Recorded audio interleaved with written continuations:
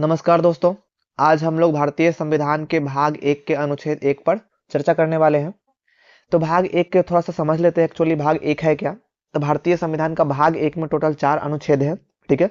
और भाग एक संघ और उसका राज्य क्षेत्र के बारे में बताता है कि संघ क्या है, उसके राज्य क्षेत्र कौन कौन से होंगे, क्या क्या होगा, इसके बारे में जानकारी हमको भाग एक से मिलता है, ठीक है।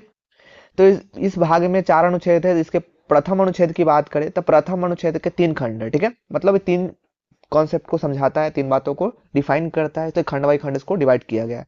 तो पहला खंड क्या है? पहला खंड बताता है देश का नाम और उसका स्वरूप। तब इस अनुच्छेद एक का पहला खंड बताता है देश का नाम क्या होगा, ठीक है। तो देश के एक्चुअली 2 नाम है, बोला गया है इंडिया अर्थात भारत। इंडिया अर्थात भारत, ध्यान रखिएगा। ये जो है इंडिया अर्थात भारत, दोनों इंडिया का ही नाम है और दोनों संविधान में शामिल किए गए हैं। ध्यान रखिएगा, जब भी एग्जाम में क्वेश्चन पूछे जाएंगे कि भारत या इंडिया, दोनों में से कौन भारत के नाम के लिए मतलब संविधान में शामिल है, तो ध्यान रखिएगा दोनों के दोनों ही भारत के नाम में, भारत का नाम है। इंडिया और भारत दोनों दोनों ही क्या है, भारत के ही नाम है। दोनों को संविधान में शामिल किया गया है। ये भाग एक के अनुच्छेद एक में है, ठीक है। इस बात का ध्यान रखना है। तो ये बताया गया है खंड एक में, भाग एक के खंड एक में, कि इंडिया जो है भारत है, ठीक है। इंडिया अर्थात भारत एक क्या होगा, यानी कि भारत जो होगा एक राज्यों का संघ होगा।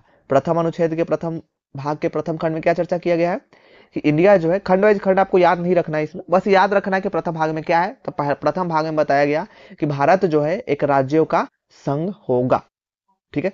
इसमें अब इससे 2 बातें समझ में आती है, ठीक है। पहला बात क्या है, देश के नाम के बारे में। तो संविधान सभा ने देश के 2 नामों को स्वीकार किया, इंडिया और भारत। संविधान सभा जो संविधान बनाई थी उसने कितने नामों को स्वीकार किया, तो 2 नामों को। पहला नाम था इंडिया और दूसरा नाम था भारत। दोनों जो है, इंडिया अंतरराष्ट्रीय स्तर पर ज्यादा फेमस था, जबकि भारत ऐतिहासिक नाम था भारत का और इसका सांस्कृतिक महत्व भी था। इसलिए दोनों नामों को भारतीय संविधान सभा ने एक्सेप्ट कर लिया इंडिया अर्थात भारत के रूप में। यानी कि भारतीय संविधान के मतलब अनुसार जो है, और भारत का 2 नाम है, ठीक है। ध्यान रखना, भारत के कितने नाम है, 2 नाम है, इंडिया और भारत।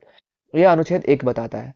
इससे दूसरे मतलब अनुच्छेद एक के प्रथम खंड के 2 बात, एक और बात समझ में आता है कि शासन प्रणाली में जो है भारत जो होगा राज्यों का संघ होगा। राज्यों का संघ का मतलब क्या होता है, ध्यान रखना है। राज्यों का संघ एक होता है राज्यों का महासंघ। तो दोनों में अंतर होता है। राज्यों का संघ में होता है क्या कि जितने भी राज्य मिलके, जितने भी क्षेत्र मिलके भारत का निर्माण हुआ है, उसमें से कोई क्षेत्र अपनी मर्जी से नहीं हट सकता है, ठीक है।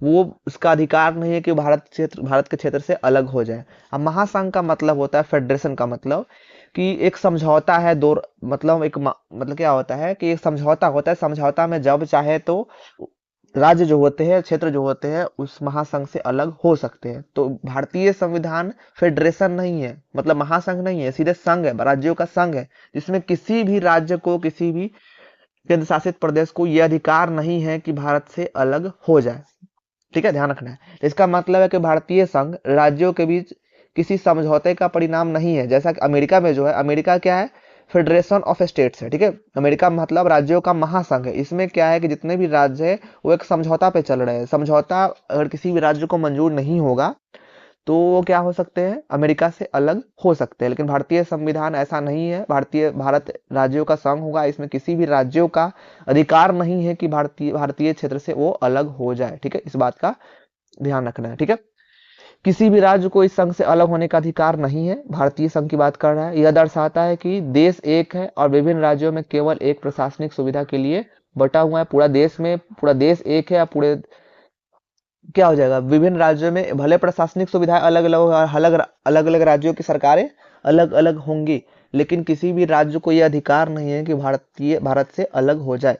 ये हमारा अनुच्छेद एक बताता है कि भारत का नाम क्या होगा। तो भारत का नाम इंडिया अर्थात भारत होगा। ये राज्यों का संघ होगा, अमेरिका की भांति नहीं कि महासंघ है ये। इसमें से किसी भी राज्य को ये अधिकार नहीं है कि वो भारत से अलग हो जाए, ठीक है। हाँ, भले हर एक राज्य के अपने अपने अलग अलग सरकार हो सकते हैं।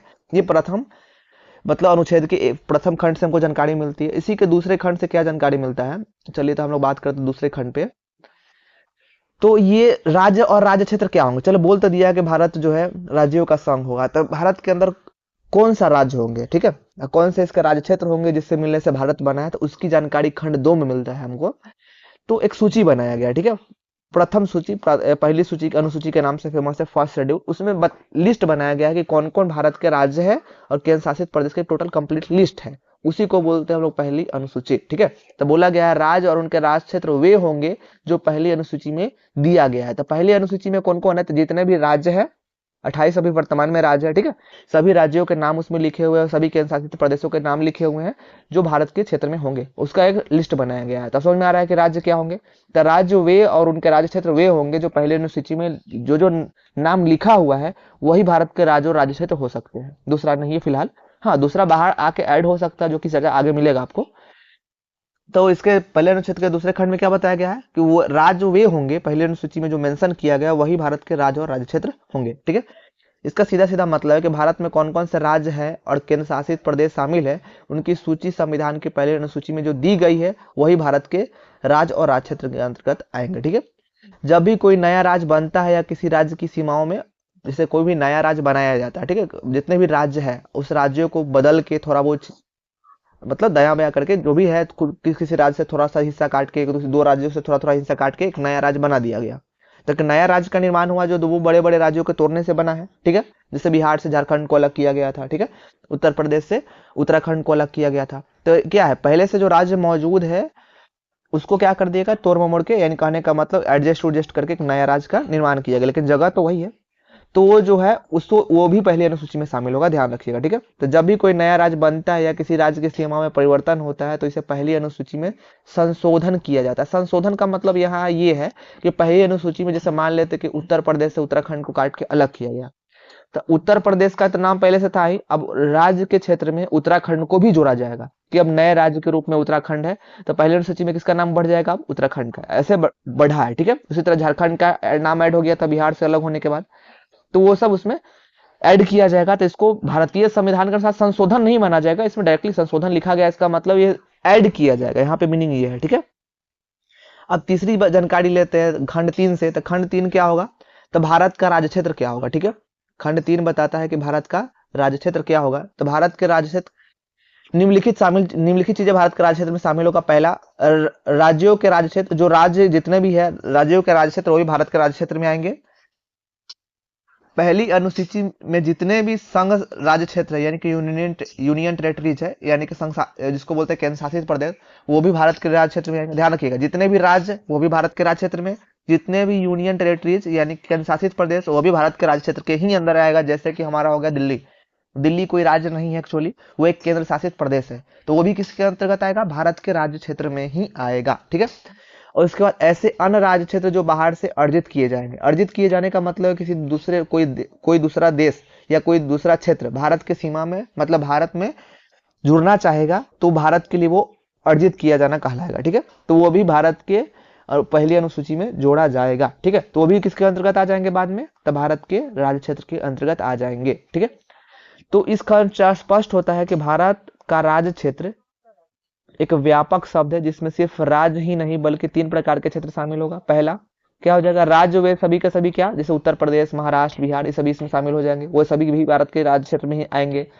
उसके बाद जितने भी केंद्र शासित प्रदेश है वो भी भारत के राज्य क्षेत्र में आएंगे, जैसे कि दिल्ली हो गया, अंडमान निकोबार, ठीक है, चंडीगढ़, ये सब केंद्र शासित प्रदेश, ये भी भारत के राज्य क्षेत्र में। किसी के अंदर किसी के दिमाग में ये ना सवाल है केवल राज्य ही भारत के राज्य क्षेत्र होंगे। ठीक है, राज्य के अलावा केंद्र शासित प्रदेश भी, बाहरी क्षेत्र भी जो भारत में अभी तक नहीं है, भारत में शामिल हो सकता है, वो भी किसके अंतर्गत आएगा, भारत के राज्य क्षेत्र में ही आएगा। ठीक है, और तीसरा है वे क्षेत्र जिन्हें भारत भविष्य में किसी अंतर्राष्ट्रीय कानून जैसे संधि द्वारा, युद्ध द्वारा खरीद के कैसो भारत में अपना शामिल कर ले, ठीक है, तहत अपने में शामिल करता है। जैसे गोवा और पुडुचेरी में जो पुडुचेरी में बाद में भारत में शामिल हुआ है, गोवा और पुडुचेरी। ठीक है, संक्षेप में ये सब कहा जाए तो भारत के राज्य क्षेत्र में आ जाएंगे। ठीक है, अनुच्छेद यह स्थापित करता है कि भारत अर्थात इंडिया यह अविभाज्य संघ है जिसमें राज्य, केंद्र शासित प्रदेश और भविष्य में अर्जित किए गए सारे के सारे भारत के राज्य क्षेत्र में गिने जाएंगे।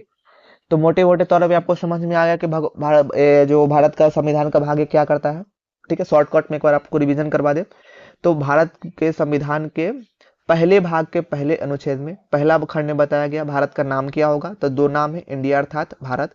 दूसरा, भारत के राज्य क्षेत्र में वो सभी क्षेत्र आएंगे जो क्या है, प्रथम अनुसूची में, पहली अनुसूची में लिस्ट में दिया गया है, वही सभी भारत के राज्य क्षेत्र होंगे, बाहरी नहीं होगा।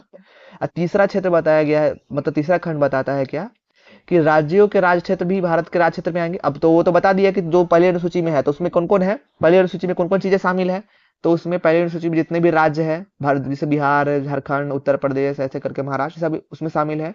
उसमें केंद्र शासित प्रदेश भी शामिल है। उसमें ऐसे ऑप्शन भी छोड़े गए हैं जो बाहर से जुड़ना चाहे, जैसे कि गोवा और पुडुचेरी जुड़ गया था भारत के, तो वो भी भारत के राज्य संघ के अंतर्गत आ गए। तो ये सभी किसके हिस्से होंगे?